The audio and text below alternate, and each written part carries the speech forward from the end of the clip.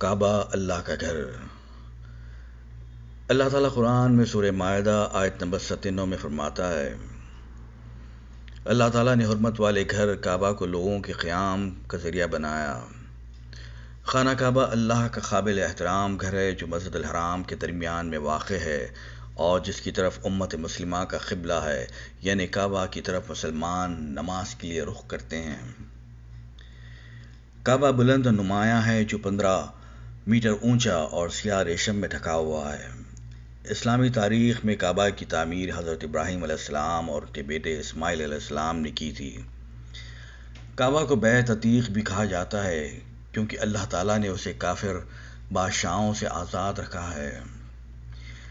ترمذی کی ایک حدیث ہے کہ سیدنا عبداللہ بن زبیر رضی اللہ عنہما سے روایت ہے کہ نبی کریم صلی اللہ علیہ وسلم نے فرمایا، کعبہ کو بیت عتیق اس لیے کہا گیا کہ کوئی کافر بادشاہ اس پر قابض نہیں ہوا۔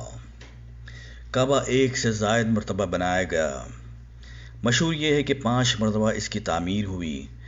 پہلی مرتبہ فرشتوں نے بنایا، دوسری مرتبہ آدم علیہ السلام نے بنایا، تیسری مرتبہ ابراہیم علیہ السلام اور ان کے بیٹے اسماعیل علیہ السلام دونوں مل کر بنائے، چوتھی مرتبہ قریش نے دور جاہلیت میں بنایا۔ اس موقع پر نبی کریم صلی اللہ علیہ وسلم بھی موجود تھے۔ اس وقت آپ کی عمر 25 سال تھی۔ 5ویں مرتبہ حضرت عبداللہ بن زبیر رضی اللہ عنہما نے بنایا۔ حجر اسود کو جنت سے لایا گیا اور کعبے کے مشرقی کونے میں نصب ہے۔ طواف اس مقدس پتھر کی طرف منہ کر کے شروع اور ختم ہوتا ہے۔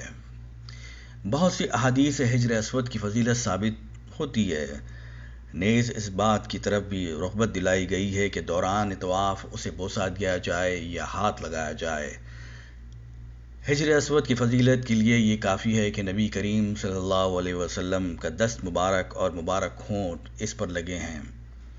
سین میں مذکور ہے کہ عمر بن خطاب رضی اللہ عنہ نے حجر اسود کو بوسہ دیا اور فرمایا، مجھے یقین ہے کہ تو ایک پتھر ہے جو نقصان دے سکتا ہے نہ نفع، اور اگر میں نے رسول اللہ صلی اللہ علیہ وسلم کو تجھے بوسہ دیتے نہ دیکھا ہوتا تو کبھی تجھے بوسہ نہ دیتا۔ ترمذی کی ایک حدیث ہے جس میں ابن عباس رضی اللہ عنہما بیان کرتے ہیں کہ رسول اللہ صلی اللہ علیہ وسلم نے فرمایا، حجر اسود جنت سے جب نازل ہوا تھا تو دودھ سے زیادہ سفید تھا، لیکن بنی آدم کی خطاؤں نے اسے سیاہ کر دیا۔ ترمذی کی ایک اور حدیث ہے کہ رسول اللہ صلی اللہ علیہ وسلم نے فرمایا، اللہ کی قسم، اللہ قیامت کے دن حجر اسود کو اس حال میں لائے گا کہ اس کی 2 آنکھیں ہوں گی جن سے دیکھے گا اور زبان ہوگی جس سے باتیں کرے گا۔ جس شخص نے دنیا میں اسے ایمان کی حالت میں بوسہ دیا ہوگا یا ہاتھ لگایا ہوگا، یہ اس کے حق میں گواہی دے گا۔ صحیح مسلم کی حدیث ہے کہ سیدنا عبداللہ بن عمر رضی اللہ عنہما نے حجر اسود کو چھوا، پھر اپنے ہاتھ کو بوسہ دیا اور فرمایا، جب سے میں نے رسول اللہ صلی اللہ علیہ وسلم کو اسے بوسہ دیتے ہوئے دیکھا ہے، اس وقت سے میں نے اسے بوسہ دینا نہیں چھوڑا۔ کعبہ کے ارد گرد جو کھلا حصہ ہے جہاں طواف ہوتا ہے اسے مطاف کہا جاتا ہے۔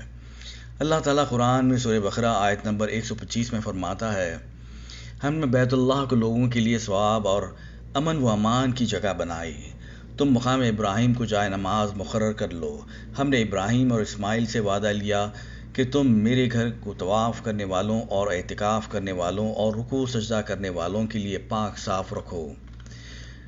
کعبہ یا بیت اللہ کی 2 خصوصیتیں اللہ تعالیٰ نے یہاں بیان فرمائی، ایک لوگوں کے لیے ثواب کی جگہ، دوسرے معنی ہے بار بار لوٹ کر آنے کی جگہ۔